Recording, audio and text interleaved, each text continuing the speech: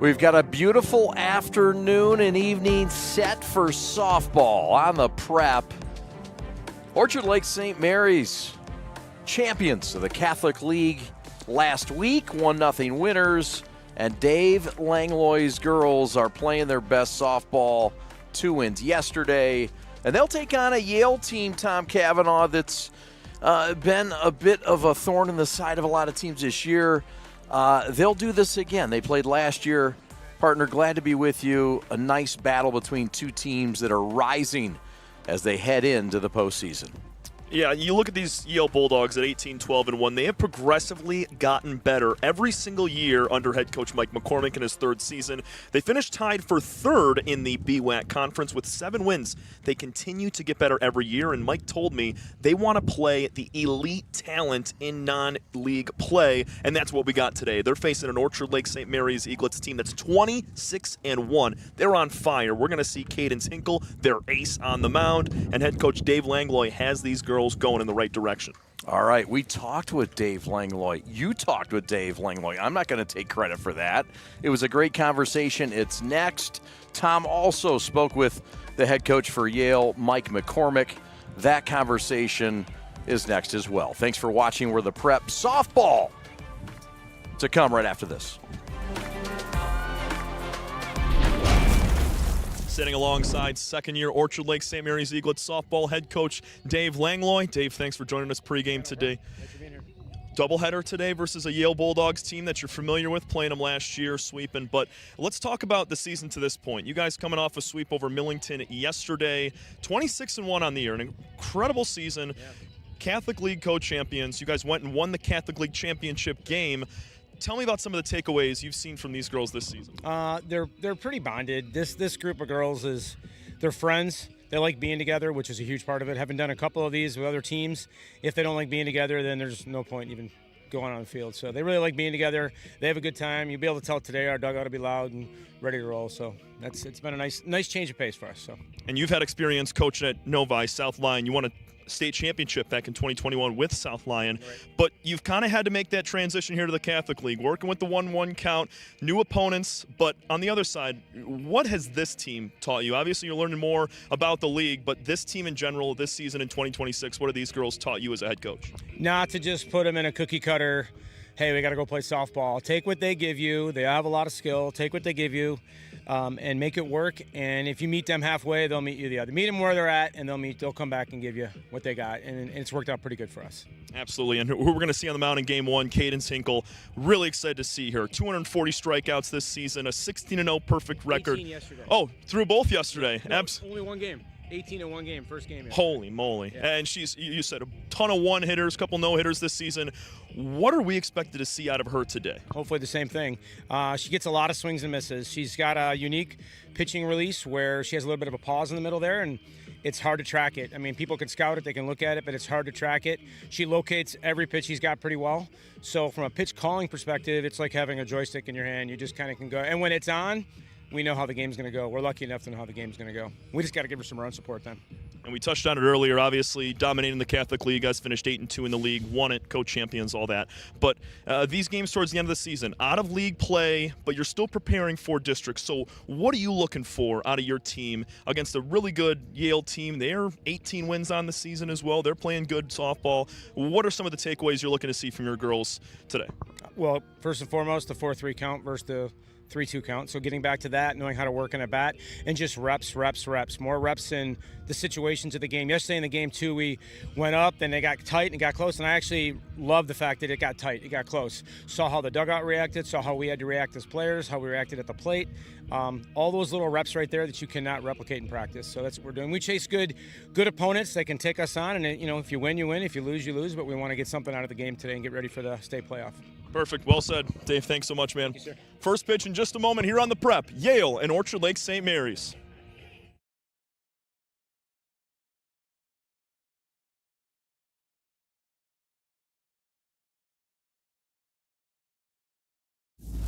Standing alongside Yale Bulldogs softball third-year head coach Mike McCormack. Mike, thanks for joining us. Pregame today, doubleheader against Orchard Lake St. Mary's. You guys coming in with an incredible record of 18-12-1, coming off that win on Tuesday over Imlay City. Talk to me a little bit about the success this year. You took over this program 3 years ago and have progressively gotten better. What have you enjoyed that you've seen out of these girls this season?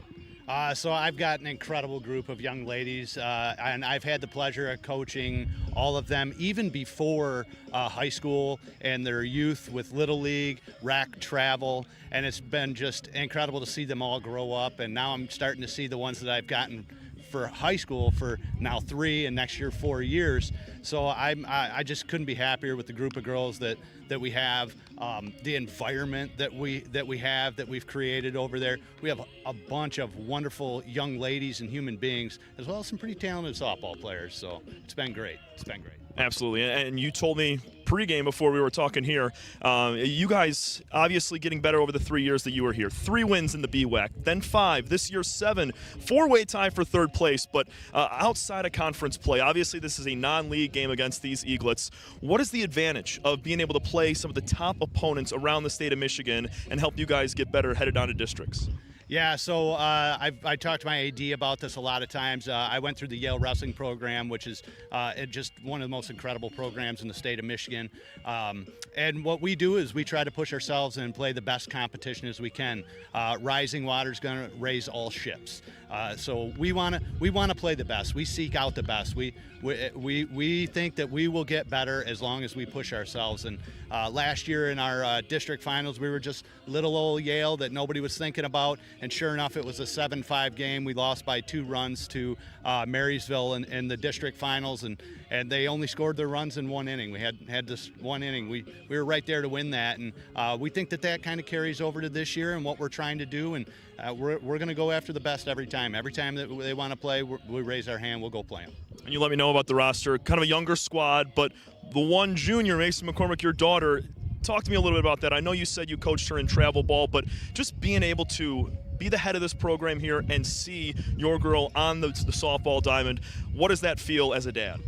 Yeah, I couldn't be prouder. Couldn't be prouder. It's an incredible experience. I get a front row seat at her high school career for the sport she loves, the sport that she's taught me to love, and she is an incredible player. She's surrounded by incredible athletes that help push her. It's just been an incredible experience. I could never, probably couldn't ask for anything better in my lifetime. Mike, thanks so much, my man. Best of luck today. We'll be back with more on the prep after Mike McCormack, head coach of the Yale Bulldogs.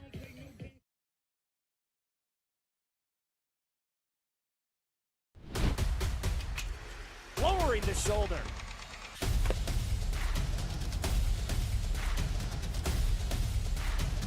Swing and a miss.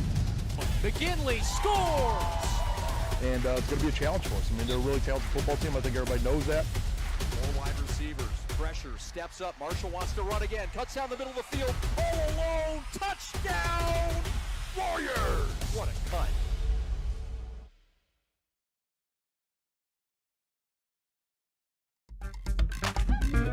Welcome back to the Preps coverage of softball. We've got a double dip between Yale High School taking on Orchard Lake St. Mary's, the Eaglets, recent champions of the Catholic League.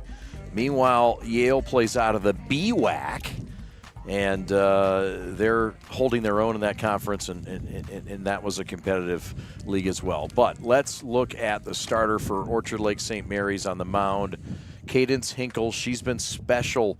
What should folks know about her, Tom Cavanaugh? She's an elite talent with that right arm coming out. 258 strikeouts on the season. She's got an undefeated record of 17-0. I mean, this is legit stuff on the mound for Orchard Lake St. Mary's. She's elite, as Coach Dave Langlo put it. I'm really excited to see how she goes out and fares. But, I mean, even Dave told us, multiple one-hitters, as we said in the interview. She's got a couple no-hitters this year as well. This team will go as far as Cadence takes them, and she has thrown 113 in the third innings before yesterday's doubleheader against Millington, so that number's above 120 on the season. And guess this, 116 batting average against. pretty much teams, opponents, unhittable against her. And with those 258 strikeouts, just 38 walks. So everything is in and around the zone. And she's also got great stuff. Her arsenal is awesome. She's got a curveball that comes in at multiple speeds, a high-rising fastball as well that's going to get hitters to chase up near the eyes. I'm really excited to see her first couple of innings and how these Yale Bulldogs fare against her.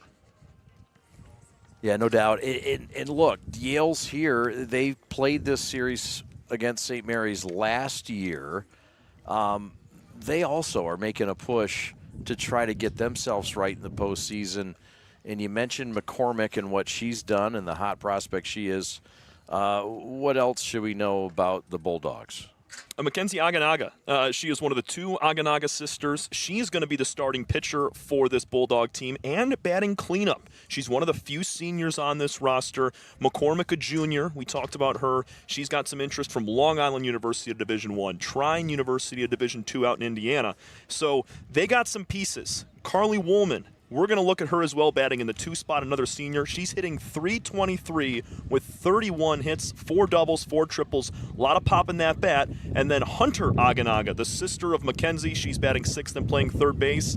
She's batting .287, but 355 average with 11 doubles. And I know the wind's blowing in today, Chad, but it's 207 to center, 205 to straightaway left field. We could see those Aganaga girls hit a few out of here and make this game really competitive. And on the other side, Orchard Lake St. Mary's has some power as well. It's been Covert that's been setting the table, but there's some pop behind her, and they've added some pop in recent weeks as well. Yeah, you see Covert with that .456 batting average, a .973 OPS. That is unheard of. She's got 41 total hits, but just 8 RBIs. Why? She bats in the leadoff spot. It's tough to bring in runners when you're the leadoff hitter.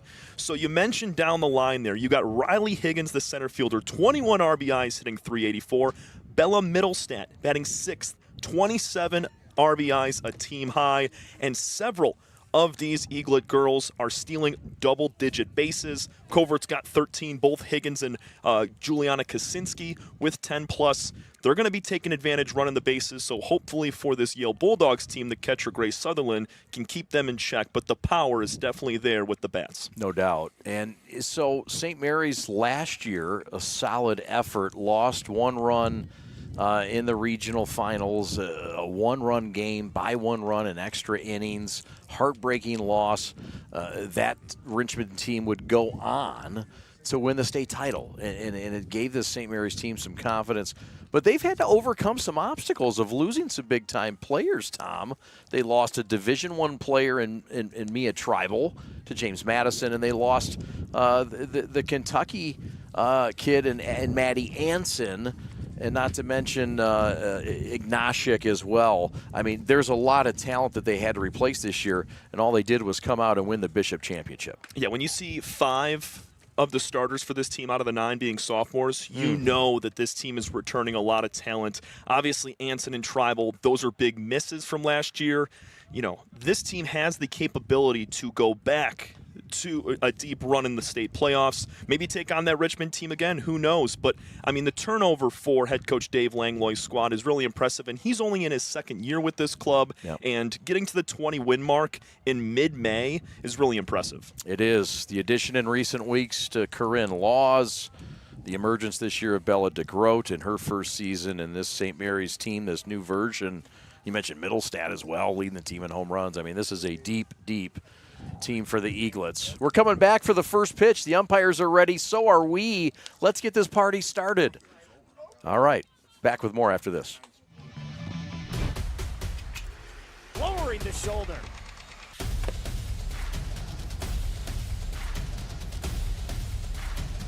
Swing and a miss. McGinley scores! And it's going to be a challenge for us. I mean, they're a really talented football team. I think everybody knows that. 4 wide receivers. Pressure. Steps up. Marshall wants to run again. Cuts down the middle of the field. All alone. Touchdown! Warriors! What a cut.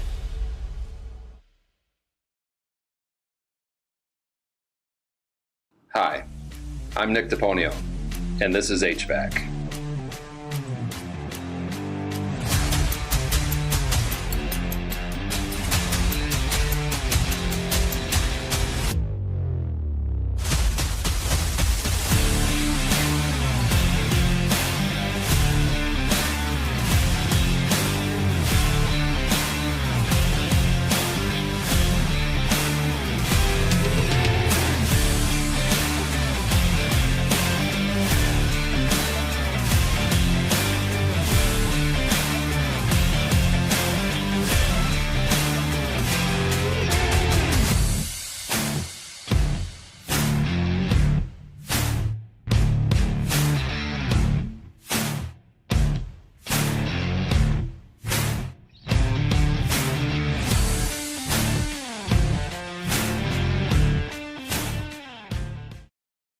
If you are looking for a life-changing workout experience, look no further than Pure Barre Novi. We are proud to help you achieve your fitness goals while joining a vibrant, supportive community that is over 300 women strong. Our classes are designed to strengthen and tone your entire body, and our teachers can help provide modifications for any fitness level. Find out more right now by calling 248-596 0002, visiting our website, following us on social media, or by coming to our studio right on Grand River Avenue in Novi. We can't wait to see you and help you achieve your fitness goals.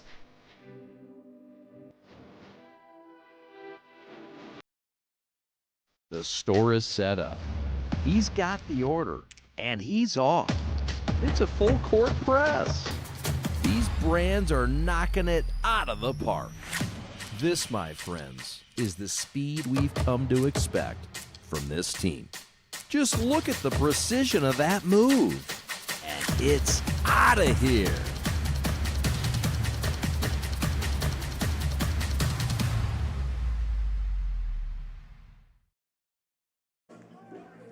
Parents Changing Spaces is a locally owned, free senior living referral and placement service. They help families who have loved ones that can no longer independently care for themselves find a place to live. They work with families across Southeast Michigan to find all types of senior housing, including assisted living, memory care, and residential care homes. In addition, if your loved one is in need of some assistance but not yet ready to make a move, they can provide guidance and resources for in-care home givers, physical and occupational therapy, transportation, and much more. Parents Changing Spaces service is complimentary and of no charge to you. Give them a call today, 844-772-7368, to learn how they can help your family. Love, Peace, and Threads Design Bar, a unique new fashion experience in downtown Milford. Get ready to elevate your style by stepping foot in their design shop. Love, Peace, and Threads Design Bar offers specialized collections of custom apparel. They've got custom denim jackets and sweatshirts to dresses and hats, and they've got a variety of options to choose from. Whether you're looking for a one-of-a-kind piece or you want to set a new fashion trend, their store has got you covered with endless customization options. But that's not all. Their design bar is also the perfect place for a fun and creative night out. And you can do a celebration, book a party, and bring the full experience.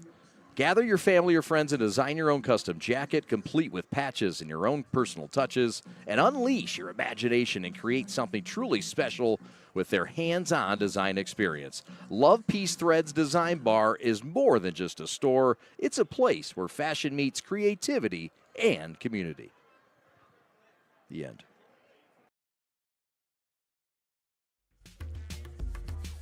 Chad and Tom with you. Let's meet the starters for the Yale Bulldogs. 18-12-1 under Mike McCormack out of the BWAC. Here's the starters. McCormack leads it off, and she's at shortstop. Batting second, the second baseman, Carly Woolman. Batting third in left field is Kendall Kraus. Batting cleanup is Mackenzie Aganaga. Excuse me, I'll get this right. I got to practice. Mackenzie Aganaga is batting fourth, and she's doing the pitching. Batting fifth is Grace Sutherland. She's the catcher. I get some practice right away. Hunter Aganaga is at third base. They are sisters, of course. Batting seventh is Rylan Moody. She's at first base. Batting eighth is Madison Honeke.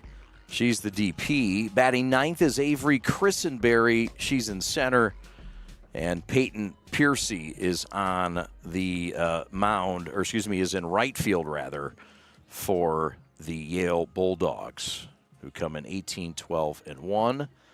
And the Eaglets of Orchard Lake St. Mary's will start defensively, and it all starts with the center circle, and that's the pitcher to keep an eye on, Cadence Hinkle. And she's yet to take the field. There she is. Everybody's wondering, where's Cadence at? And now she comes out and things are official. The Eaglets in the home whites with a baby blues, pinstripes, and Eaglets outlined in red. New addition to the lineups this year, Tom, as we're getting set to get underway in this non-conference affair before playoffs start in the next week or so.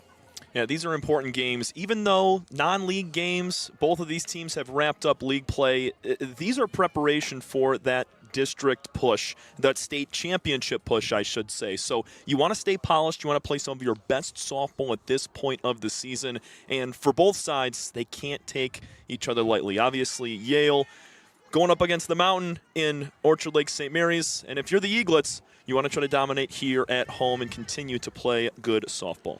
They're actually going up against two mountains, Orchard Lake St. Mary's and then Reese Mountain, who's the second baseman. Sorry. We teed that up perfect. Good partner. All right, this is a fun battle right away. This is Macy McCormack, the Division I recruit, who leads it off, the shortstop, having a fine year, Tom, and she'll face Cadence Hinkle right away and cut and foul it back. McCormack this year sitting just a tick under 500, 53 total hits on the season. That leads the team. Definitely a challenge. Strike called. This is regular softball today, Tom. It's not Catholic League 3-2 ball, what we're used to in the Catholic League. Hinkle ahead 0-2. Strike 3 called. Strikeout number 259 on the year for Cadence Hinkle.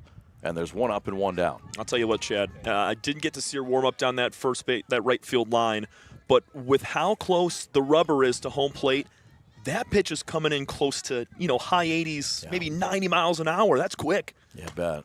Swing and a miss. This is Woolman, the batter. Carly Woolman, the second baseman for the Bulldogs of Yale. Remember, we touched on just 38 walks and now 259 strikeouts. She's thrown 4 straight strikes to open the game. Make it 5 as she pumps another one in there. Tom, you mentioned she's got 5 pitches. What should we expect and what should we fear if we were a hitter today? I mean, shoot, go with the fastball all the way until Yale starts putting contact on it. Back-to-back Ks to open the game, and here comes Kraus. And Hinkle already flexing. This has been an emergence. She was the #1 starter last year, but things changed a bit in the summer for her. And her summer ball coach is the head coach, Dave Langlo, for Orchard Lake St. Mary's. They play in the IMG. It's Indiana Magic Gold Summer League team, and she really improved over the summer, and he could see this coming, but not quite to this level, right? Yeah, making that jump from your sophomore to junior year, that usually is where most of the growth is had, and we're seeing it here on display early on. Quickly ahead, 1-1. I'm just getting used to her being ahead. Sorry, Pat the Stat. I'm off to a slow start. Leave me alone. This is Kendall Kraus, the left fielder. Swing and a miss. 1-2, the count. The Eaglet infield in. I know you touched on the arsenal of pitches.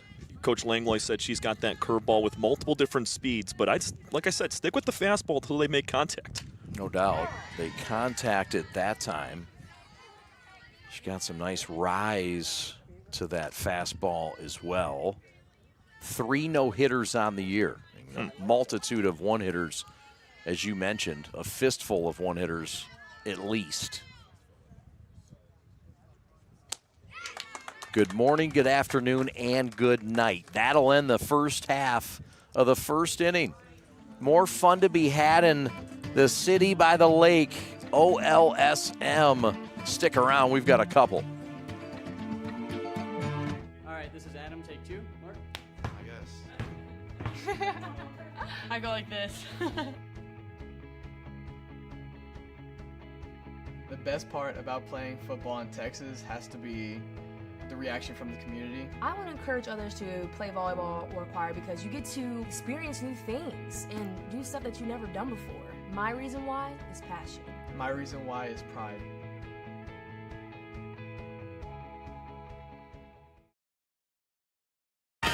What rhymes with great?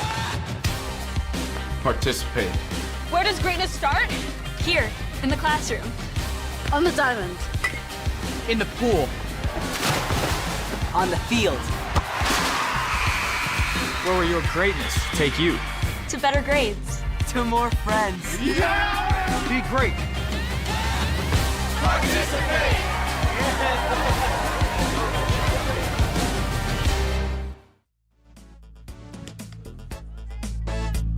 There's the starting 9 for the Eaglets of Orchard Lake under Dave Langlo in his second year. It's Covert to lead things off. Olivia leading the team, an average 456 is sizzling.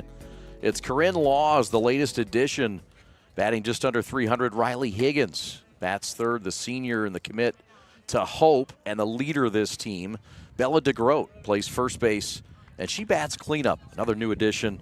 Juliana Krasinski is the catcher, batting fifth. Batting sixth is Bella Middlestat. She's the DP today. Reese Mountain bats seventh. She's at second base. And Alyssa McCalla bats eighth. She's the left fielder. And Gianna McDonald is at third base. Covert starts it off.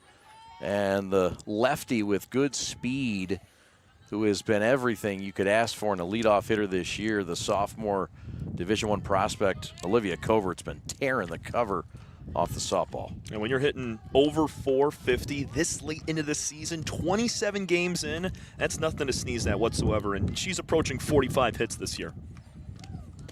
Looks at one outside the zone. Such a mature approach as well for a 10th grader. Started last year in that leadoff spot. That's got to help. Leads the team with 13 stolen bases.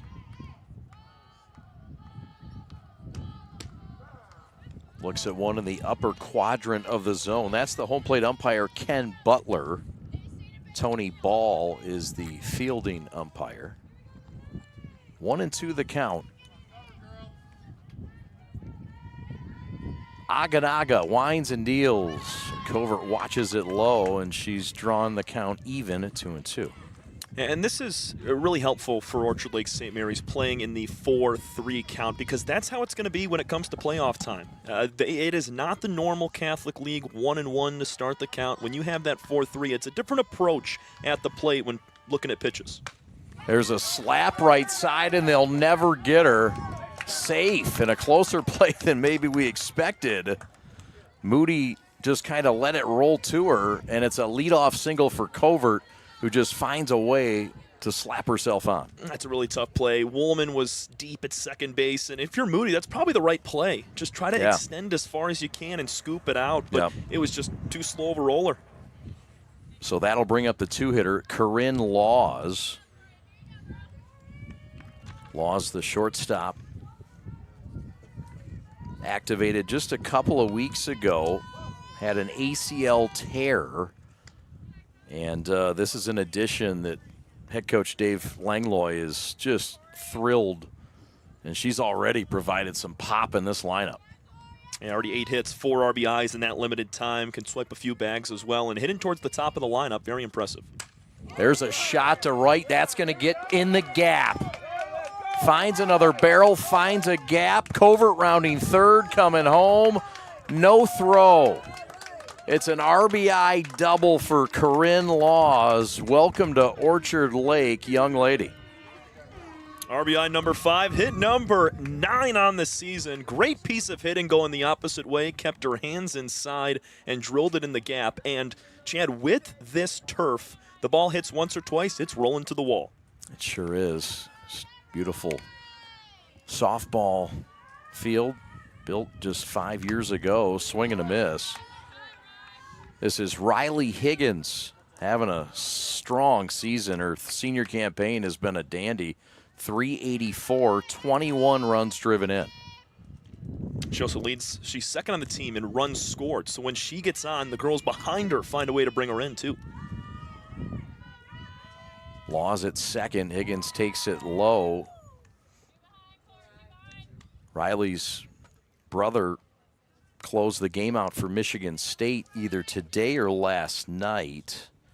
I saw Monica Higgins, his mother, before the ball game, and Michigan State beat Illinois, or Iowa rather. Iowa, yeah. And Nolan closed it out. That's her brother. I know you're a Sparty. Absolutely. And you know who pitched in game 1 over there in the Big Ten tournament? Aiden Donovan. Aiden Donovan, the Orchard Lake St. Mary's Eaglet. Sister plays volleyball, not softball. But this Riley Higgins is something, and she's been special for Orchard Lake. And the Higgins have been good to Orchard Lake. Strike called. Higgins with some gap power as well, Tom, and she can stroke it. There's some thunder in the lineup after Covert, the leadoff hitter. As we saw, she had the slow roller to scurry on and then the gap double. Everything else down the lineup, there is not one weak spot, 1 through 9, in Dave Langlo's lineup here. The 2-2 with a run in. That one is crushed up the middle. They will hold Laws at third. No, they won't. She's coming home, and she'll score. Higgins will take second, and the Eaglets lead 2-0 on the Riley Higgins rocket up the box. Right through the wickets, past the feet of Mackenzie Aganaga. Great swing, and it was Corinne Laws who was coming around third, just kind of jogging, and then turned on the jets as soon as she hit the bag and really caught the Bulldogs off guard, and they're going to talk about it. Yeah, there was some strategy involved in that, huh? Absolutely. She kind of lulled folks to sleep and knew what she was doing all along. Meanwhile, the Eaglets, who opened with 3 straight hits, came with their hitting shoes on today. And they're fresh off a sweep yesterday over Millington. 20 wins now on the year for Orchard Lake St. Mary's, the Catholic League Bishop Division champions from this past Saturday. And they're continuing their route today. They finished 8-2 in the league. They were co-champions with Lutheran North, won the championship league game to really take it and be the dominant factor in all of the Catholic League. And this is a young program, too, Chad. This program has not been around for a long time. They have a league title in 22 and now here in 26, and also a district championship in 2022. So this is one of the better seasons over the last several years. And the man at the helm in Dave Langlo, coming from a 2021 state championship at South Lyon, he's got the pedigree to bring this team back to the top as an upper echelon squad in women's softball in the state of Michigan. Really does. This is Bella DeGroat, the first baseman. And she swings and fouls it back, and that one's going to roll right up across our broadcast booth here. So the Eaglets with 2 runs in already. Riley Higgins, who does run well, is at second base. And this is a fine addition, Bella DeGroat, the junior.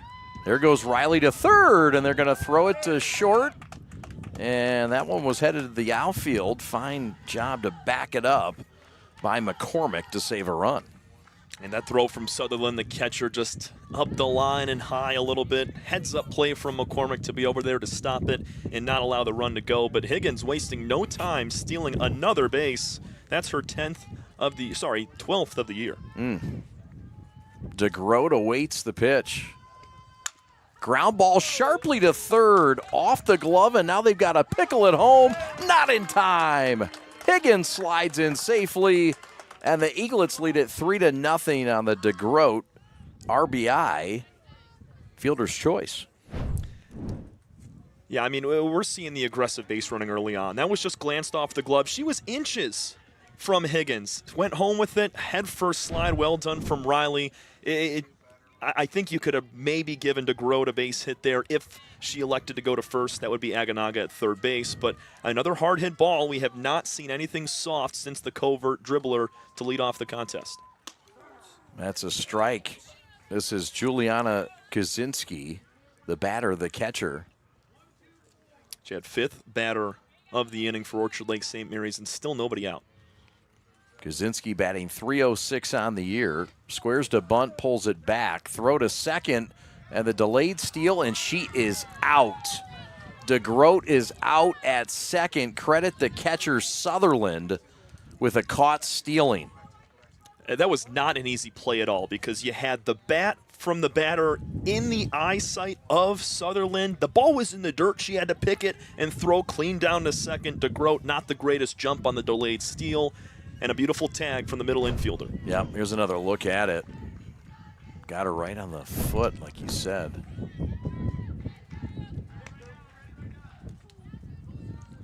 1-2 the count. So the only blemish in this inning is the caught stealing. Juliana, the sophomore, lines one to right. That's a base hit. That one's going to get near the gap. Call it the gap. Call it a double.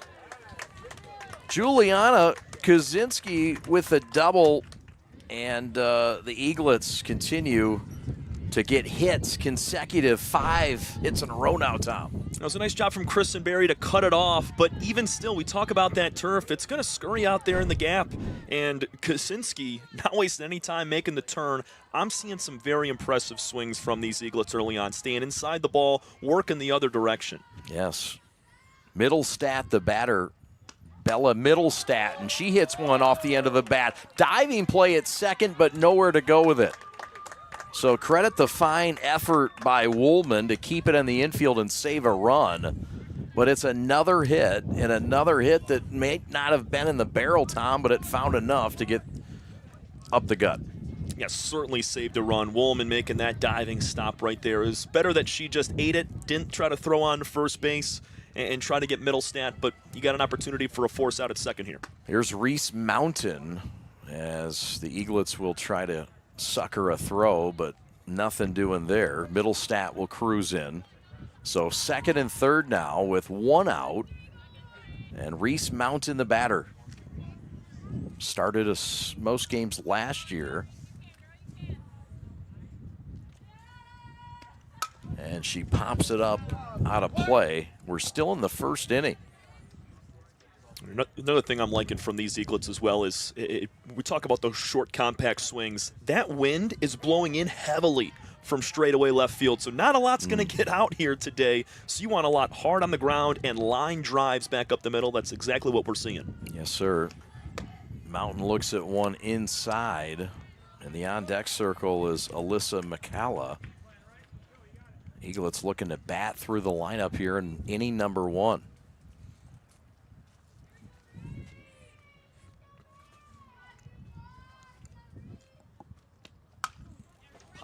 Pop up, and that one's going to drop in, and that is going to be a base hit.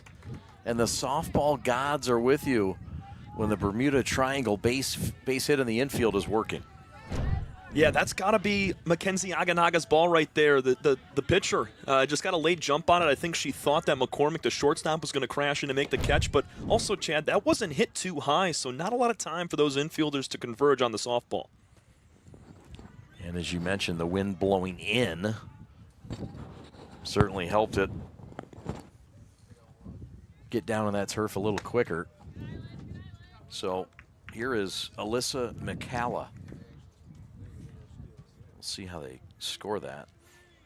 McCalla's been productive when she's able to find a base hit. 10 RBIs and 16 total hits, so she brings them in when she finds herself on base. That one's going to fall gently down for a hit. Everybody's safe. Eaglets are finding holes in the most obscure places, peppering around this infield in every which way. It's now 4-0 OLSM.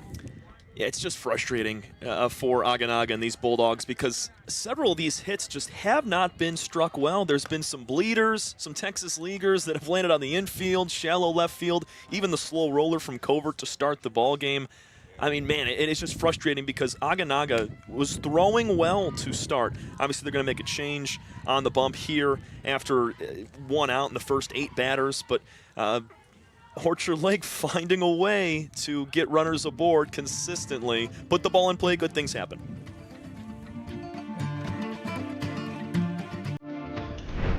My time to shine. Touch hold. Got it! Splash!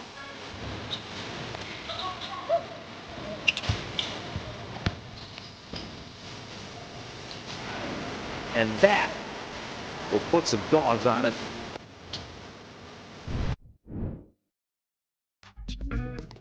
Chad and Tom back with you. No time to waste. There's a swing at the first pitch. Throw home, and they got her with a force. And a fine play. A rocket coming from that right side. That was McCormack who wasted no time coming home to get the force, Tom. That was a really nice play from Moody.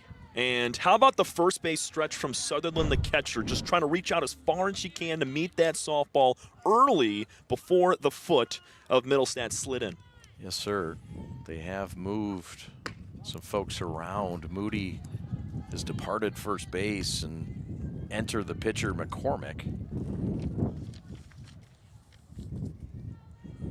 So, Eaglets 4 runs in. There's 2 outs now after the force.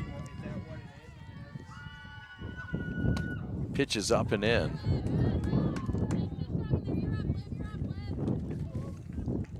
So this is covert as the Eaglets have officially flipped the order.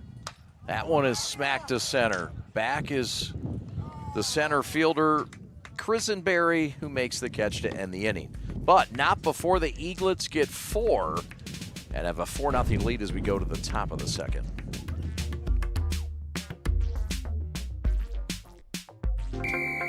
Every high school sporting event in the state of Michigan has one thing in common: officials. Every game, every meet, every match. Without officials, there'd be no touchdowns, no three-pointers, no face-offs. Without officials, there'd be no games. Officiating is a great way to give back to your community and stay involved with the sports you love. And officials are needed now more than ever, because without officials, it's just practice. Lowering the shoulder.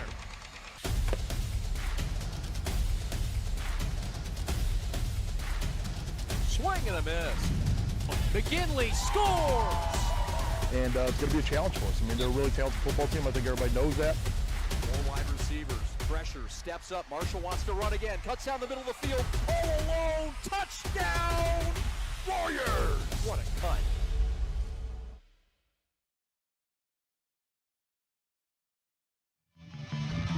Chad and Tom back with you. Good to see the Olivers in between innings. Jaden Oliver, Michigan State Spartan. Speaking of the Spartans, and his youngest sister just committed to the Eaglets in softball. And all is well. The Spartans and the Eaglets are friends. And I know you're friends with the Spartans as well. Proud graduate. Mm-hmm. But yeah, so the Eaglet ties continue along with the Spartan ties. And from what I'm seeing here from the Eaglets, going to have a few Spartans on the softball diamond in a couple of seasons. They might. There's no doubt about that. This is number 8. This is Mackenzie Aganoga.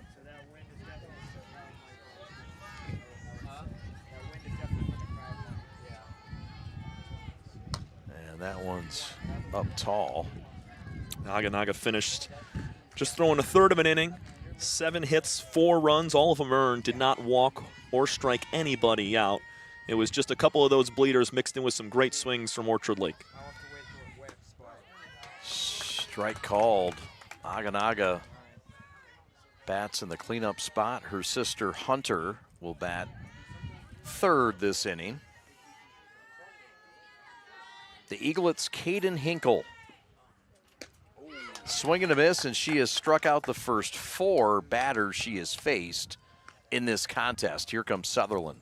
She's pulling a Kerry Wood right now. Yeah. Who struck out, what, the first 5 or 6 batters of the ballgame in his 20 strikeout performance back in the late 90s. My goodness, Against this the is Houston impressive. Astros. Yep. I remember watching that well. Striking out Bagwell and Biggio and all those good names. Strike on the outside corner. Hinkle, some load management with her throwing. They do expect her to throw quite a bit in the playoffs, Tom, but right now, I mean, they're balancing her out and giving her normal usage, but not over usage. Yeah, she will not throw game 2. It looks like it's going to be Natalie Ojinski that'll throw game 2, and that's smart. Obviously not league games here. These games still matter a lot, but the load management this close to playoff time is very important. That's right. Pitches upstairs. This is Grace Sutherland, the catcher, who had that caught stealing. She gunned down an eaglet back in the first. She also caught that force from the first baseman to keep it at a 4-run game. And Grace has had a great season, hitting just a tick under 380 average on the year, a 985 OPS, 547 slugging. She's got 36 total hits, 7 doubles, 7 triples. A lot of pop in this right-handed bat. That one is popped to center. Here comes Higgins. She'll make the catch. Riley Higgins records the out, and that'll bring up the other Aganaga, Hunter, the third baseman. that ends a streak of 4 straight struck out, 5 straight retired now for Hinkle, and great communication from Higgins in center field to call off Mountain, who was ranging back from second. Mackenzie Aganaga, a senior. This is her sister, Hunter Aganaga. Hunter is a sophomore. And the first lefty we're seeing in this lineup for Yale as well. Everything has been coming in from the right side. And now in the 6th spot, Hunter, a different look for the pitcher Hinkle here. Good power, 3 home runs on the year. Nice to have a couple of sisters that one bats left, one bats right, get a little variety, get some power, get some pitching. Swing and a miss. Count moves to 1-2, 4-0 Orchard Lake St. Mary's, the champions of the Catholic League. For the 2nd time in their short history. First time as the Bishop champion. It's been a run of 7 years for Mercy, but the Marlins run is over, at least for this year. Rob Hunter thinks he'll be back. He also thinks Cass Tech will be back, and they will be back on Saturday on the Prep. PSL softball championships on Saturday. Huntman will get his green and white. Got a daughter at Cass Tech. Green girl. Strike called inside corner, frozen pizza, backwards K. It's the 5th K of the day. And the punch-ups continue to roll along in Orchard Lake. More to come on the Prep. Back with more after this.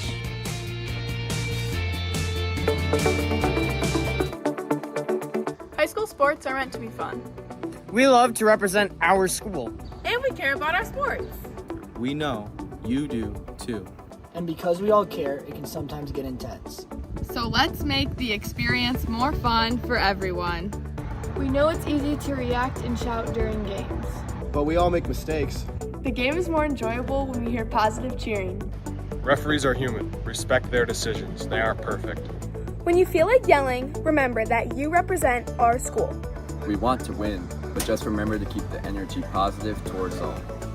During the season, we spend a lot of time with our coaches. They have a tough job. Please accept their decisions. And be thankful for all the time they devoted to making us better. Thank you for coming to our games and always supporting us. We couldn't do this without you.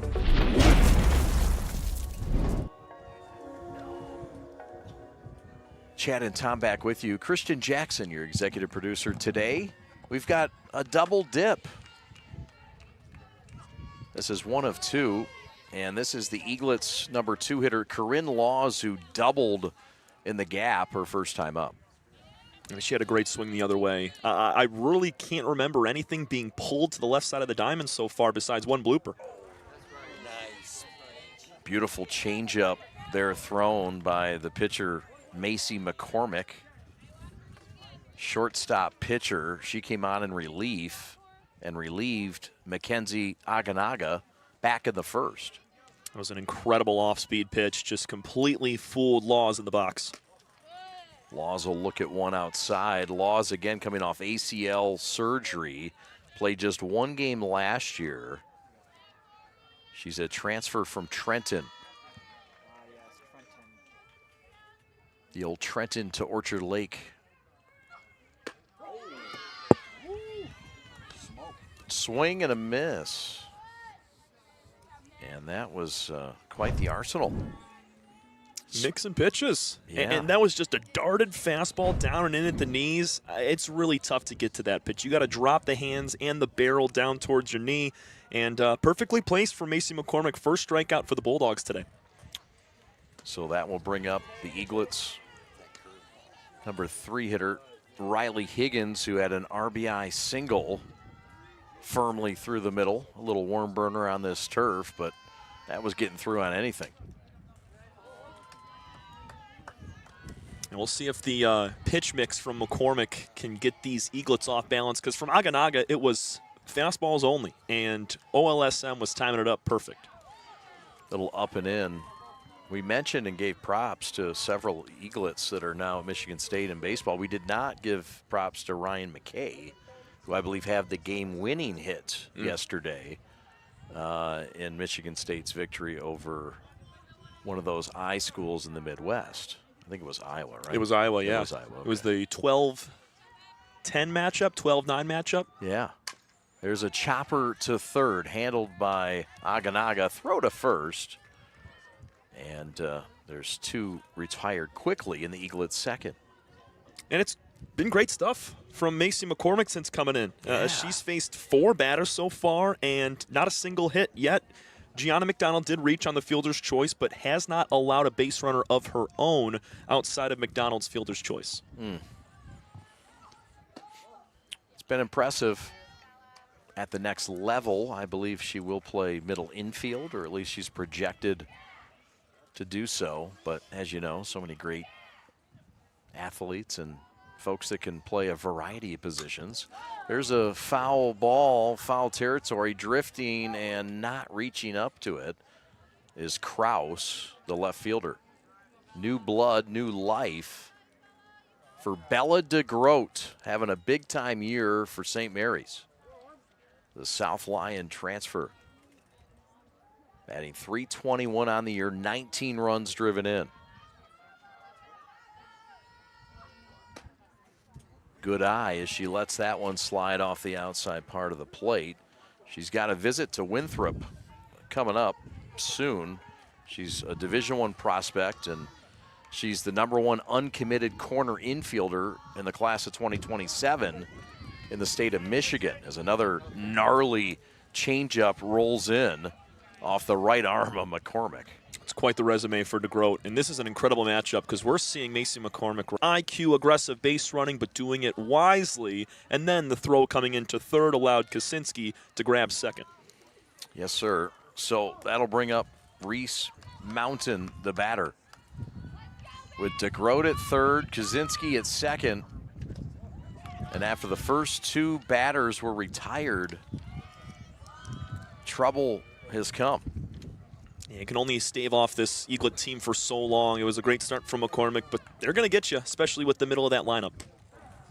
She had a single her first time up. Did the second baseman, Reese Mountain. Having a solid year batting.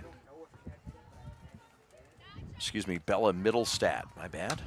Middlestat rips one to first, and the line drive is snagged by Moody to end the inning. We go to the bottom half of the third. 4-0, Orchard Lake St. Mary's. The store is set up. He's got the order, and he's off. It's a full court press. These brands are knocking it out of the park. This, my friends, is the speed we've come to expect from this team. Just look at the precision of that move. And it's out of here.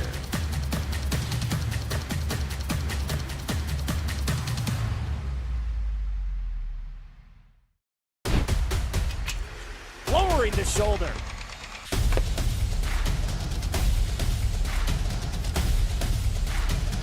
Swing and a miss. McKinley scores!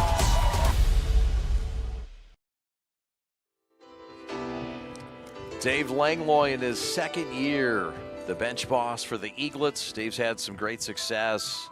Been coaching since 2013. Started at Novi, went to South Lyon. He's coached at Lawrence Tech. He's now in his 5th year there. And this is a guy that really takes pride in base running as well, runs a base running camp all season long. And as you mentioned before, he's been there, a state champion in 2021, and also manages the Indiana Magic Gold 16U team. Dave Langlo, the bench boss for St. Mary's, really leading these girls and improving the program. He's just in year 2, Tom. He's a local guy, 91 grad from Stevenson, went to Lake Superior State University, and you're right. I mean, he just has the pedigree. He's been there, done that, won a state championship, and coaching travel while also spending a lot of time in the high school realm. I mean, he's around softball all the time, and several of these girls playing for this Orchard Lake team, as you had mentioned earlier, on that travel squad. So it's a tight-knit group. It really is. Flown to right for Moody. Here comes Covert. She'll make the catch, and there's one up and one down. And, yeah, you can only have, I guess, 4 of your own players play for you in the summer. So he says, yeah, there's tough choices, you know, but at least you get 4, you know, to build it around. But he said there's some tough choices now. Absolutely there is. I can take. With a team like this, sure. Yeah. So here is Hoeneke, Madison Hoeneke, the batter. One thing I'm noticing, make a play. Trying to find their first hit.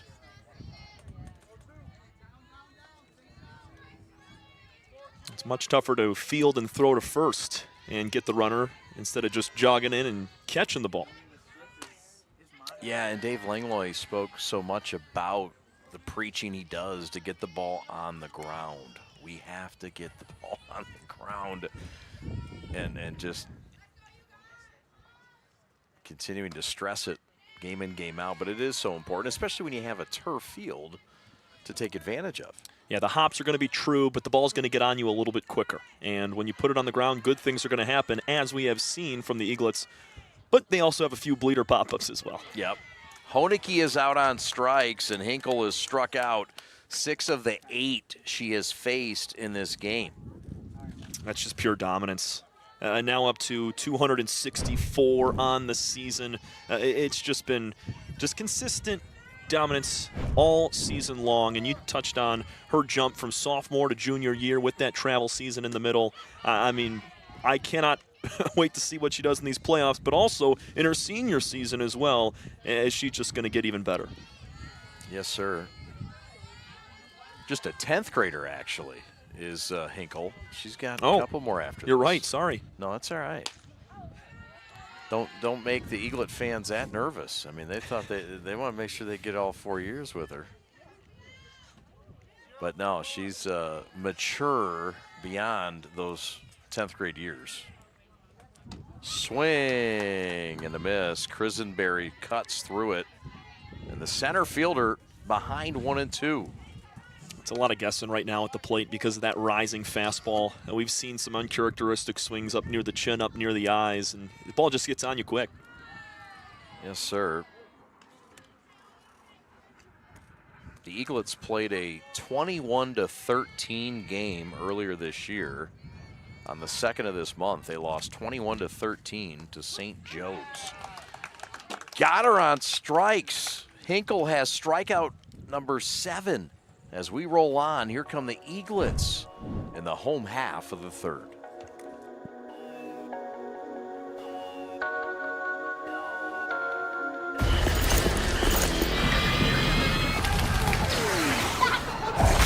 Look, everybody want to go and talk at the same time. There's the changeup, and that one's looped over the road dugout. Eaglets, of course, just in their 5th year of existence.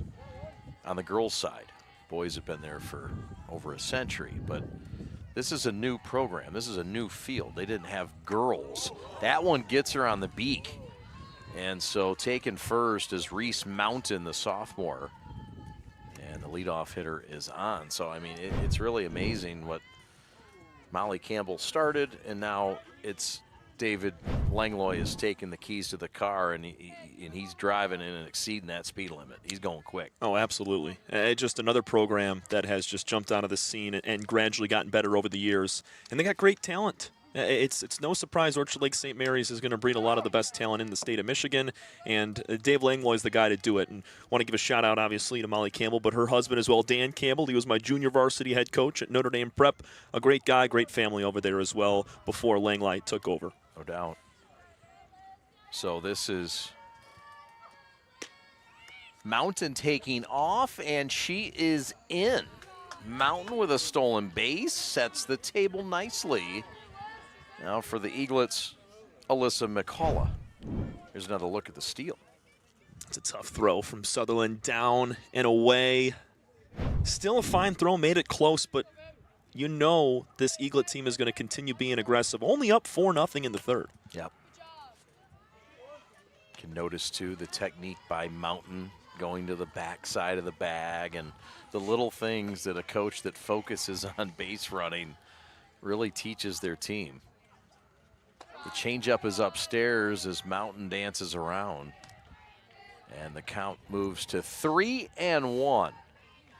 One thing I'm noticing from this Eaglets team, obviously the first time I'm watching them this season, they are forcing the Bulldogs to make plays. So even with Mountain, they're jumping off. Make the catch is Krisenberry. And so there's now 1 out in this inning. A little bit underneath it, but might have been a little bit closer to the warning track back towards the wall if that wind's not billowing in. But, I mean, softball, baseball, game of centimeters, Chad, because if she's on top of that ball by just maybe 1 or 2 centimeters, that could bang off the wall in the left center field, but just 2 underneath. There's a shot to left, caught in left field. Kraus with a fine catch, and the throwback to second was nearly a double dip. But how about the grab in center field? That's actually Woolman making the catch. Down on the knees, making the grab, and confused. Woolman at second base went for the tag. That would have been a force out due to the fly out in left field. She tried to tag her. If she goes as like a first baseman and tries to snag it, they would have had a double play there. Yeah, that's right. Good heady play by the left fielder to make the throw. Woolman, who moved to left field after that pitching change. So here's Covert, and she looking for her second hit of the day, and she's got it here. Slaps her way to the left, slapped her way to the right, and Covert knows where to put it and use that speed. Kind of a swinging bunt there in a sense. I mean, that was just a dribbler. She's got so much speed and also an advantage, Chad, of being in the left-handed box. She's 2 or 3 feet closer to first base as opposed to a right-handed hitter. No doubt. So Eaglets have them at the corner. Covert at first, Mountain at third. And here's Laws. And the throw back through the box, and coming home is Mountain, and she is out at home. McCormack corralled it, had to chase it down through home, and she gets the out. The patient play pays off, Tom. Money toss, even better tag from Sutherland. Got to credit the aggressive base running, but an even better play from the Bulldogs to keep it a close one. All right, this is Adam, take 2. Mark? I guess. I go like this. The best part about playing football in Texas has to be the reaction from the community. I want to encourage others to play volleyball or choir because you get to experience new things and do stuff that you've never done before. My reason why is passion. My reason why is pride.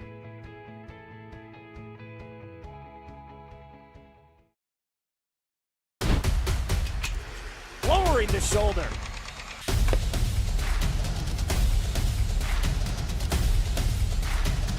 Swing and a miss.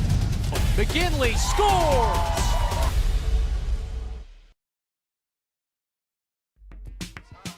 Top of the lineup for the Bulldogs. McCormack, Woolman, and Kraus.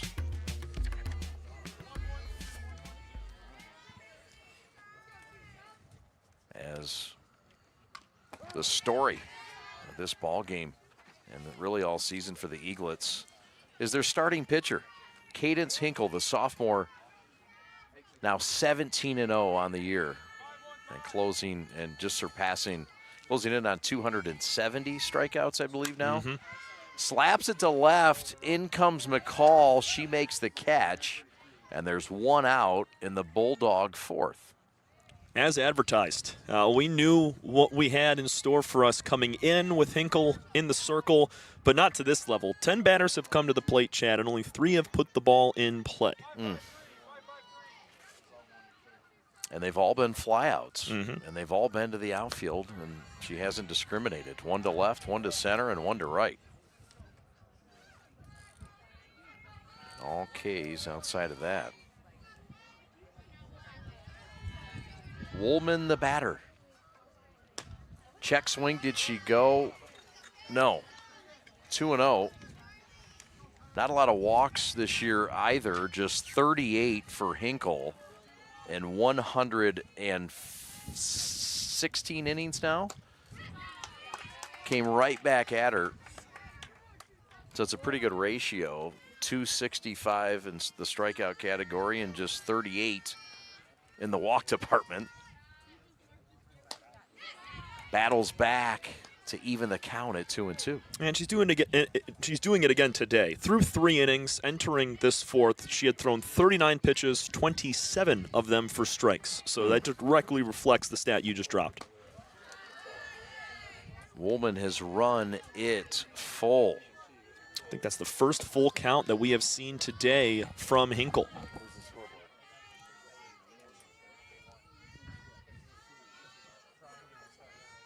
Full count pitch upstairs, and there you go.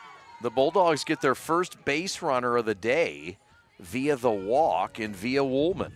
And that's just some adjustments we're seeing from this Bulldog team midway through our contest because, Chad, early on, they were swinging at those pitches up near the eyes, just not really being able to figure out Cadence Hinkle on the mound. And here in the fourth, Carly Woolman with a great eye saw those pitches up and left them there. Kraus cuts and fouls it back. Kendall Kraus, the batter.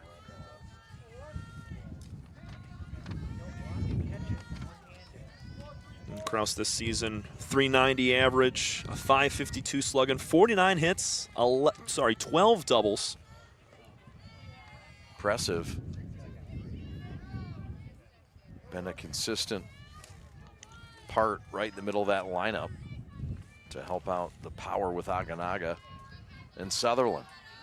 I can almost guarantee this is the best arm that the Yale Bulldogs will see all year long, but it's good to get this type of experience close to district time. Well, yeah, and especially when you're coming from that same region as Richmond. Right. Like you're going against that Richmond team that won the title last year. They've got another team that's competitive this year. The Eaglets also earmarking that Richmond team. Ball knocked down up the middle, could be 2 to first, and not in time there. Thought about 2, they got nothing. And just enough from the pitcher, Hinkle, to touch it and slow it down, Tom. Yeah, that might have been a base hit if it doesn't deflect off the glove of Hinkle right there. It gave time for Laws to range over to her left and make the play, but the speedy Kendall Kraus is able to find her way on. It breaks up the no-hitter in the fourth. It is a base hit. So, and 2 on. And whoa, I mean, this isn't something that you're used to if you're on the defensive side of things for St. Mary's. Seeing base runners. They may actually be excited by the fact that there's some action out there. Dave Langlo talked about that earlier this week. He said, wait a minute, there hasn't been much activity. I mean, our defense hasn't had a chance to work on anything. I'm not complaining, but just what happens when Cadence is on the hill, but they're getting a little bit of work now. And it warrants a mound meeting, and maybe partially or mostly that is just kind of defensively, how are you going to approach this, whether Aganaga bunts. If it's a ground ball up the middle, you see the shortstop Laws shaded in the hole a little bit, so not much of a double play depth take here from the shortstop. Second baseman Mountain is a little shaded. Mackenzie Aganaga bunts, and that will roll foul. The catcher, Kaczynski, let it roll foul. That's a smart play. And once you recognize that spin, you let that go all the way. McDonald creeping in at third, and DeGroat creeps in at first, and she nearly grabbed it. Oh, Bella laid out for it, but couldn't snag it. She was cheating in just enough, and a great effort. That would have been a snazzy play. Man, it was close. And great heads up from the corner infielders here for Orchard Lake, being on their toes for those pop-up bunts.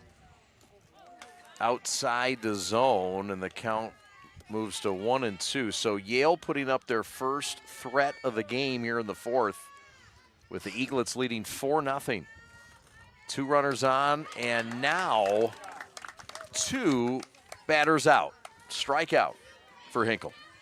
Number 8, first of the inning. And after the 2 missed bunts from Aganaga, it was on a platter for Hinkle to strike her out. So that'll leave it up to Sutherland, who takes a fastball on the outside part of the plate for a strike called. you don't know what you're getting from Hinkle. It's a rise ball that she'll throw at varying speeds, a curveball. She'll also throw at varying speeds. She's got a screwball. She's got a changeup. She's got it all. And when you can throw them all for strikes, it's fun. And second time through the lineup now. Maybe you start mixing in those off-speed pitches because we saw predominantly fast, non-time with it. Yeah. Sutherland flew out to center field her first time up. She's got a runner in scoring position at second base in Woolman and a runner at first in Kraus. First threat of the day against the Eaglets star, Cadence Hinkle.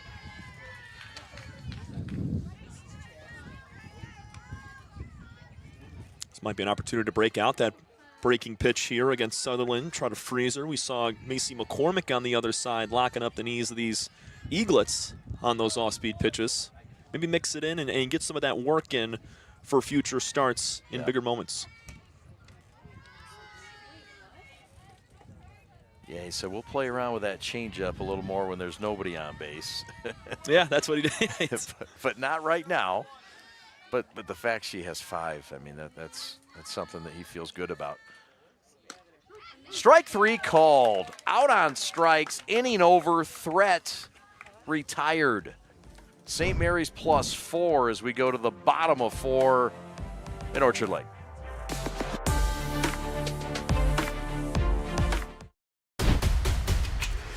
Lowering the shoulder.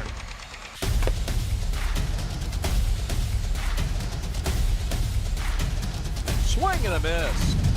McGinley scores!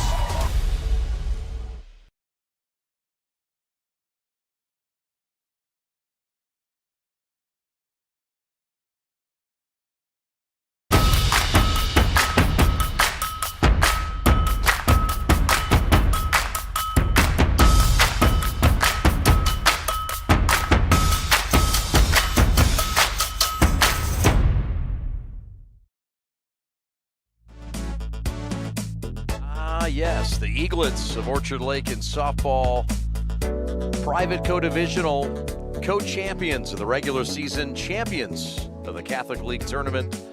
Maddie Anson at the University of Kentucky doing great things. Eaglets lost 2 Division I players a year ago, Mia Tribal the other. But this is a softball program young, emerging, and continuing to grow. One of the best teams in the state, and another 20-win season at this stage of the year is very impressive stuff. Coach Langlo, I know we've hammered on how successful he's been in his career, but continuing it here with Orchard Lake, and it's all the same stuff on a Thursday afternoon. Yes, sir. There's a tapper to first, got a hustle to get to the bag, and they do, and out is Corinne Laws, the Eaglets' number 2 hitter. And here's another look. Here comes Higgins. Great range from the first baseman there in Moody, able to scurry over in time to get Laws, who is at the top of the lineup for a reason. She can run a little bit. She can. So that'll bring up Higgins. Higgins with a RBI double earlier, shoots one to right, and that's an out, but that's a barrel, and Piercy records the out. That's how it works sometimes. You hit it right on the nose, but right at a defender. Piercy did not have to move much. A couple of steps in, made a play. Eaglets have won 8 of their last 9, including their first Bishop Division CHSL title in the school's history. Just a young history of 5 years, but a notable win. This past Saturday, swing and a miss. It was a 1-0 win over the St. Ursula Arrows. That's one of the additions from Toledo. It was a 1-0 game at which Hinkle pitched. Pitches upstairs. Bella DeGroat is the batter. This is the kid slated to be the only senior next year on the team. Things stay the way they are now. Pitch that just misses on the outside part of the plate. McCormack wanted that one. I'll touch on the win over St. Ursula as well. You can win a lot of 1-0 games when Cadence Hinkle's on the mound. You only need one. You just need one, and they squeaked it out. I think they scored it in the first. got it out of the way. DeGroat rips one here. Past her third base coach.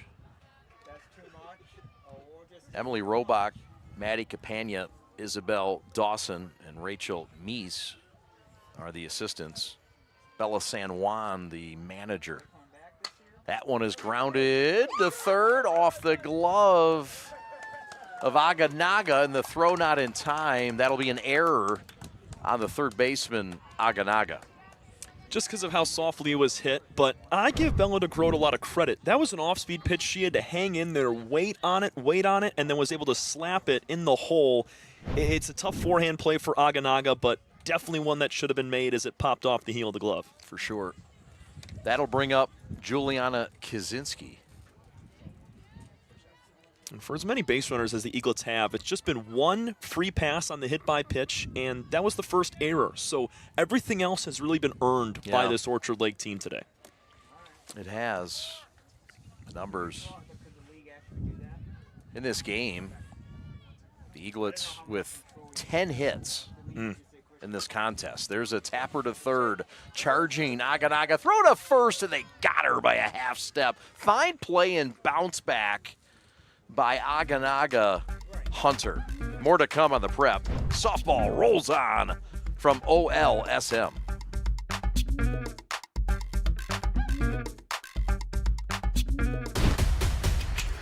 Lowering the shoulder.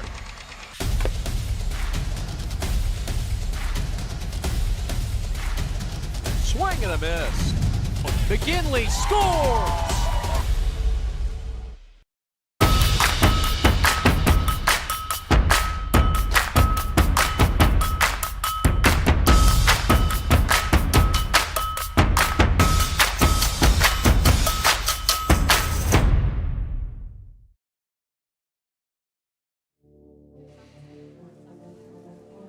Well, the big bat in the lineup has been Macy McCormack, but you told us there's others, Krause and Sutherland and Aganaga, Crisenberry, and look, I mean, we're going to get to see a little more of what their offense can do perhaps in game number 2, but this has been an offense that's been impressive this year for Yale when they've got going. Oh, absolutely. I mean, you take a look at those numbers. Obviously, McCormack highlights it at that 500 average, a 1.17 OPS, 34 runs scored, 53 hits, incredible stuff. But Aganaga, Sutherland, all the girls that you had named earlier, just a lot of power and the growth of these ladies over the last couple of years. We talked about in the pregame with Coach Mike McCormack, they're a younger squad, but they are built for the challenge. They are. Cadence Hinkle continues in this game. Getting a little chillier by the lake. Things get a little windier and chillier when you're in the northern suburbs of Oakland County off a lake. And that's where we are today.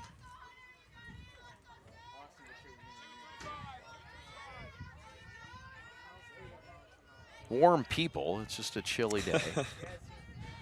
That's Michigan for you. That's it. 88 the other day, and now back down in the low 60s, high 50s. Here we are, brother.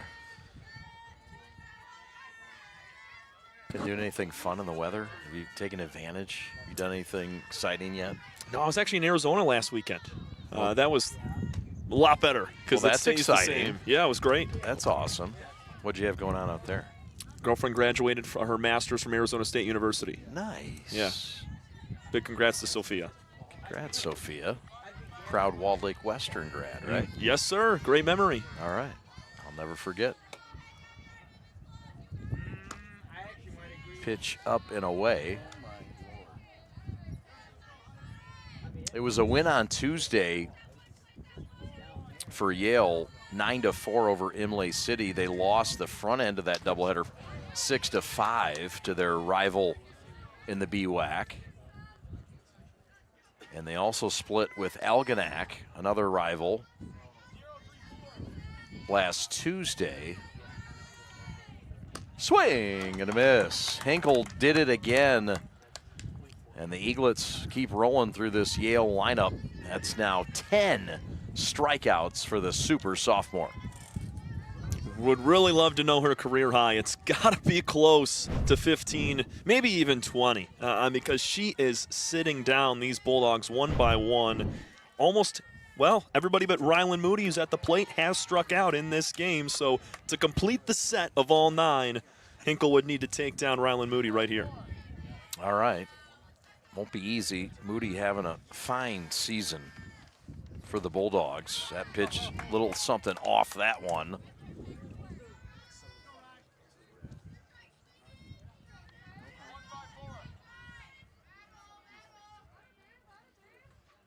Moody with 23 hits on the year, working against Hinkle. That one just a bit upstairs, according to our home plate umpire, Ken Butler. Chad, to wrap up that point on the league for Yale, it was a 4-way tie for 3rd place. This team had 7 wins, so that's as good as the BWAC is. It's an impressive league. Strike 3 called, number 11, Hinkle handcuffs the batter upstairs, and the dominance continues as Moody strikes out. She has struck out all 9. It's official now. How about it? Here comes Honeke, who was a victim back in the 3rd.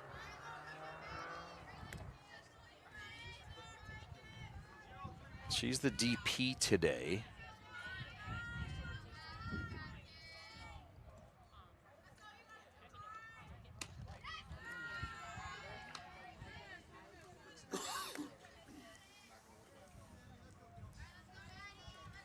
A pitch count, too, for Hinkle, just at 72 through 4 2/3 innings. She's working really well. A lot of times you see girls average around 100, 115 pitches. I don't know if she's going to get there today. It's been efficient. The pitch count doesn't matter as much once you are in this softball game. However, I think it matters in certain ways other than physicality, right? You want to get through games as quick as possible. It's not always just about how the pitcher's arm feels.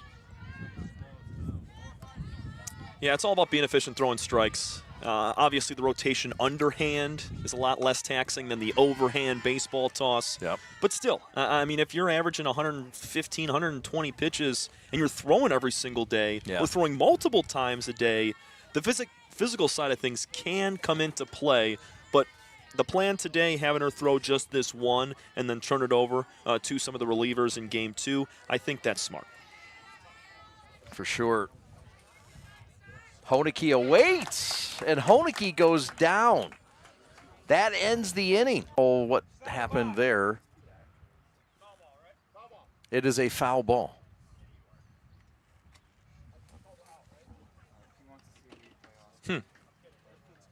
I didn't see a tip on the swing. I thought they were calling catcher's interference because Ken Butler, a home plate umpire, pointed towards first base, but he was pointing towards the first base umpire, Tony Ball. Must have hit her. I think it did. I think she fouled it off herself. Yeah. And that is a foul ball. We play on. Here's another look, and yeah.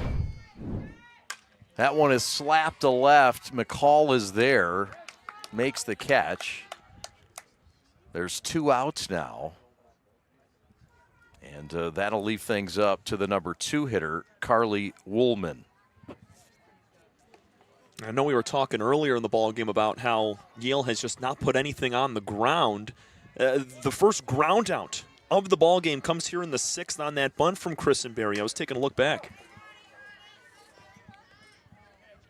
So you're not even, you're inducing weak contact, but you're doing it in the air, which is the easiest play to make, especially for these outfielders not having to move a ton. They can just stick that glove up and make a snag. It's been a clean game from the Eaglet defense. No errors in the contest. They've given up just 1 hit. 11 hits for OLSM, 5 runs. They got 4 of their 5 in the first. Strike 3 called. That's number 13. What a run. The Eaglets will try to keep it rolling behind Cadence Hinkle, the sensational sophomore. There's just one place where students are students first, and athletics are played with purpose and perspective. That place is your local high school. High school sports offer more than the joy of competition. Studies show that student athletes are also likely to enjoy greater levels of achievement in other areas of their lives, including academics. High school sports, a winning part of a complete education.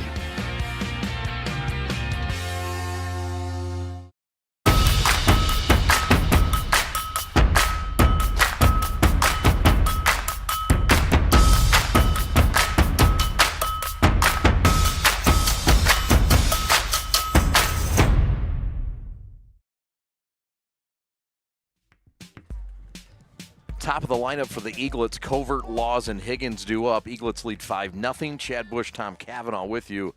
The C-Jack Express is underway. Christian Jackson, your executive producer.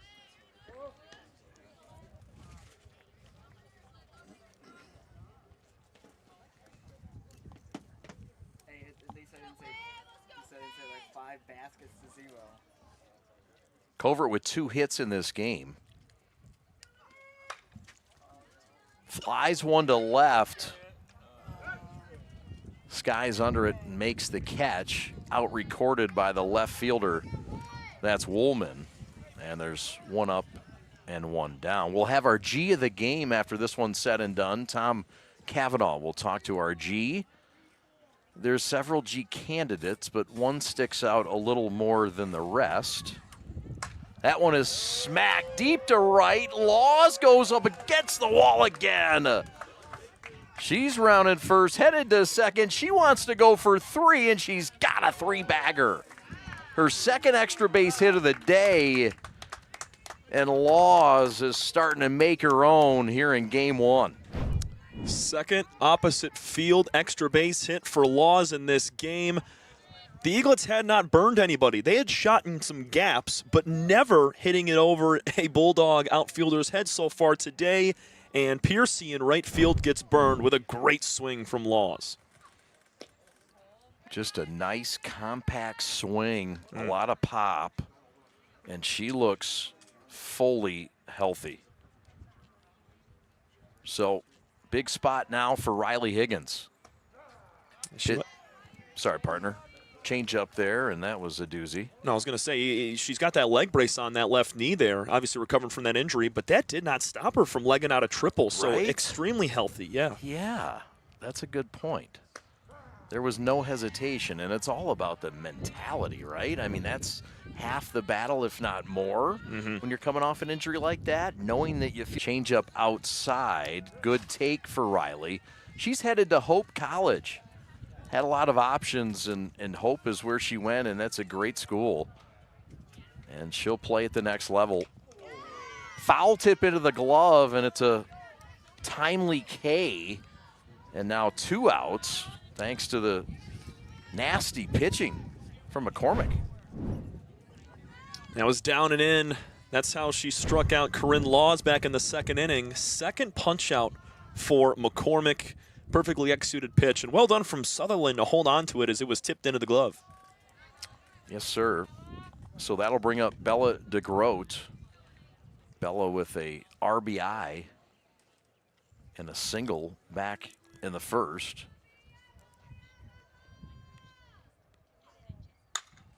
Cracks one down the third base line. That's a base hit. Corinne Laws in to score. And the Eaglets lead it 6-0 on Bella's second hit of the day and her second RBI. She's reached all 4 times as well. Chad, you couldn't pay me enough money to stand there at third base and try to field that ground ball. That was smoked. Yes, sir. So Julia Kaczynski now to the plate. Julia with a couple of hits today as well. 5 Eaglets now with 2 hits in this game. Bella now with 2 RBIs to join McCullough with 2 RBIs in the multi-RBI club. That's a good club to be in. Seeing eye grounder, throw to second in time, and a fine play by the shortstop Kraus to get the final out. Not before the Eaglets get another, and they get a little insurance as they now lead 6-0 as we go to the final frame. On the carry, number 9, My dad and my grandfather are officials. I've grown up around officials and seeing how much they enjoy being part of the games. As a student athlete, I've always appreciated the people out there who are willing to give back to the kids. The Legacy program lets me officiate while I'm still in high school, working younger kids' games. Officiating gives me a better understanding of the game. I get to make some pretty good money for a high school kid, and I even get to spend some quality time with my dad. There's help wanted. Just whistle.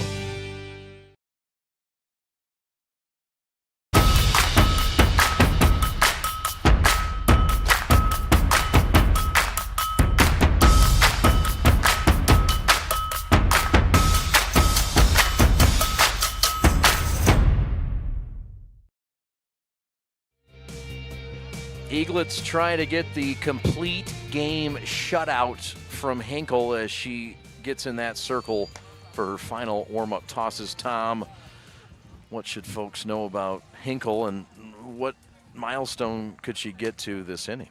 Oh, this inning, sitting with 13 strikeouts, she could reach Arsenal, but the velocity and the control. Well said. Swing and a miss. The first batter is the 3-hitter, Kendall Krause, a good one. The left fielder. Actually, unfortunately, she can only get to 274 today. She's at 271 with those 13. Krause, a 390 hitter, grounds to third. And an easy play for Middlestat, who corrals it and throws to first to DeGroat for out number one. Eaglets moving their infield around a little bit. And if you're the Bulldogs, you kind of obviously want to compete towards the end of this game. But looking on to game two, you know you're not going to see the Nolan Ryan of the Eaglets going in that game. So you got a little bit of confidence in trying to get a split here on the road. The Eaglets in game two will go with Natalie Ojinski, the freshman, on the mound. Ojinski 2-3 on the year. Just 25 innings pitched, though. This one's popped and fouled behind us. And that better not hit Christian Jackson's limousine. He's got that stretch limo in white. Rolled up in here on. Just trying to get a ride home with him. That one's fouled right back, and that almost got Don Buchanan, the father of the famous Kyle Buchanan, our camera operator. Where's Kyle today? He lives like 5 minutes from here. Why isn't he working? Is he working the Tigers or something? Strike three called, number 14 for KH. Yeah, she can get to 15 in this game. Chad, you touched on it. She had 18 yesterday against Millington, and that was painted right on the black. Outside corner, nothing that Mackenzie Aganaga could do with it. But still, I mean, you're looking at 15-plus strikeouts in back-to-back days. My goodness.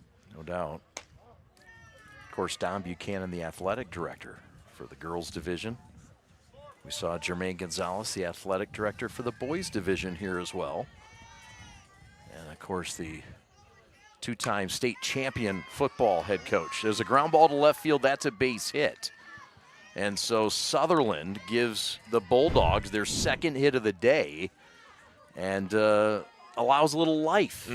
And, Chad, that's the first to reach the outfield. It's the only ball for the Bulldogs to see green because the Kendall Krause infield hit in the fourth was deflected off the glove of Hinkle. It was gathered by Laws, the shortstop, right behind the second base bag. So that's the first strong swing that any of these Eagle outfielders had to field. Good call. Throw down to second and not out. Safe. I was going to say not in time. It really was in time. It was off the glove, though, of the shortstop. You want to put a good rally together here late, but you talked about that life that gets brought into this team a little bit. It can carry into game two. So that's a strong swing from Sutherland to give this team a little boost of confidence.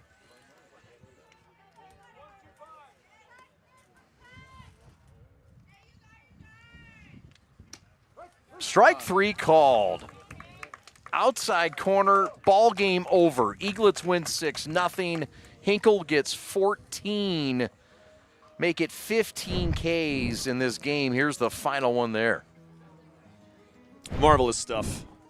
Continues to pound that outside part of the zone, and these Bulldogs didn't have an answer. The velocity, the complete control all around each corner of the strike zone, and 15 strikeouts to just 1 walk and 2 hits is extremely impressive. It was great run support from the Eaglets. We'll talk to Hinkle in just a few minutes, but she grabs another win, and she is on the precipice of 275 strikeouts, which she will get to at some point later on this season. The store is set up. He's got the order, and he's off. It's a full court press. These brands are knocking it out of the park. This, my friends, is the speed we've come to expect from this team. Just look at the precision of that move, and it's out of here.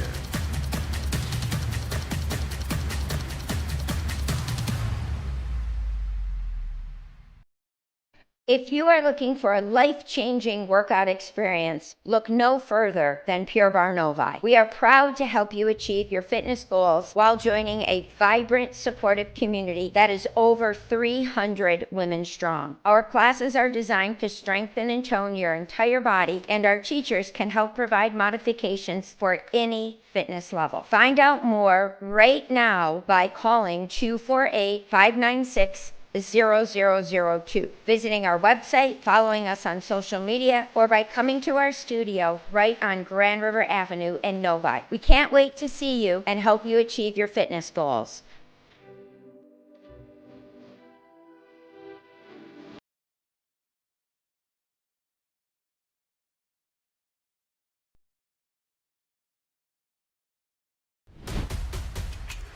Lowering the shoulder.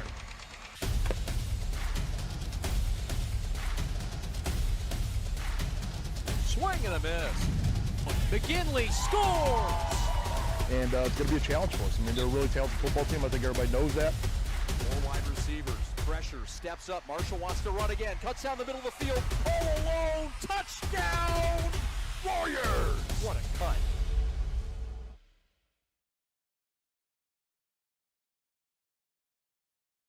Sitting along our G-Brand USA G of the game, sophomore Cadence Hinkle, our starting pitcher for today. Cadence, my goodness, 15 strikeouts, just 2 hits allowed, 1 walk, no runs. You got your hands full there. Talk to me a little bit about your approach on the mound, game in, game out. You're at 273 strikeouts on this season. Marvelous stuff. Just take me through what you're thinking on the mound going into yet another dominant performance. I just really trust my defense. I know that they'll always have my back, and as well as my coach knowing what to call.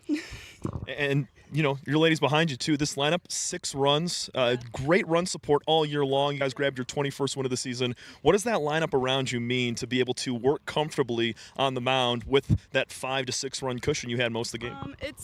It's good to have run support because oh my gosh, because it's a lot better to have a I don't even know where I'm going with this, but it's just easier to, I don't know, pitch when I have run support.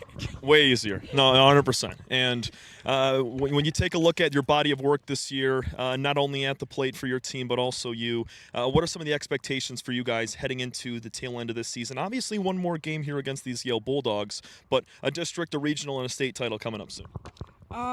I think that we'll just keep hitting and doing what we do best. Cadence, thank you so much. Girls, well done. Big win. Our G-Brand USA player of the game, Cadence Hinkle, the sophomore with 15 strikeouts on just 2 hits, 1 walk, and a huge 6-0 win for the Eaglets. We'll be back for Game 2 here on the Prep.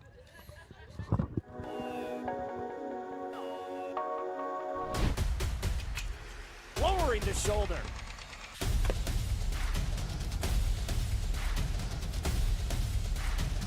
Swing and a miss. McGinley scores! And it's going to be a challenge for us. I mean, they're a really talented football team. I think everybody knows that. 4 wide receivers. Pressure. Steps up. Marshall wants to run again. Cuts down the middle of the field. All alone. Touchdown! Warriors! What a cut. The store is set up. He's got the order, and he's off. It's a full court press. These brands are knocking it out of the park. This, my friends, is the speed we've come to expect from this team. Just look at the precision of that move. And it's out of here.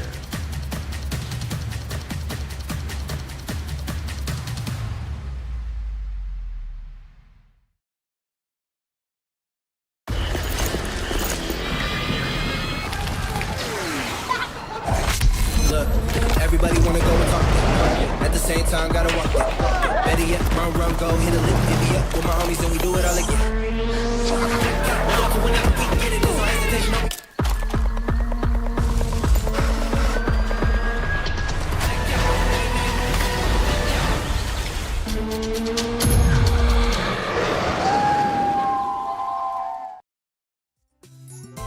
Eaglets go to 21 wins on the year. In game one, they knock off Yale. Chad Bush, Tom Cavanaugh with you. Cadence Hinkle, our G of the game, sponsored by G-Brand USA. Some highlights from this one. And a game that started off fast for the Eaglets, Tom. 4 runs in the first. Yeah, they jumped on these Bulldogs early on, and not by any wrongdoing of Yale. You had 7 hits for a total of 4 runs in that first. They scattered 2 more late in the 5th and 6th, but Cadence Hinkle was the story. She put together that 15 strikeouts.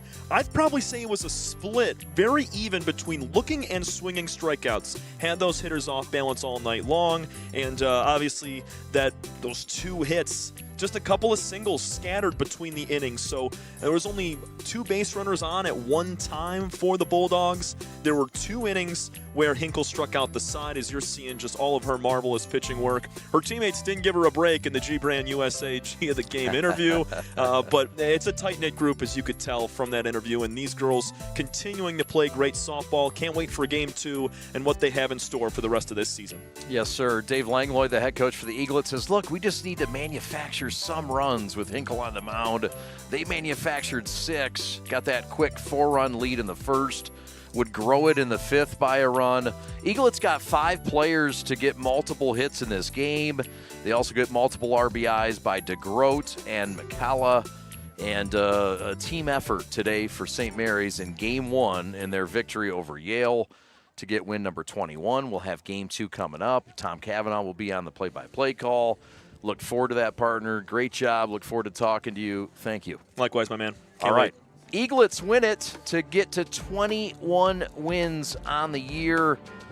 They'll take on Yale in game 2 coming up shortly right after this. Christian Jackson, your executive producer. My name is Chad Bush. More to come on the prep. Back with more after this.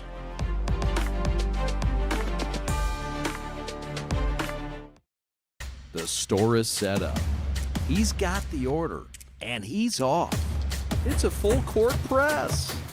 These brands are knocking it out of the park. This, my friends, is the speed we've come to expect from this team. Just look at the precision of that move. And it's out of here.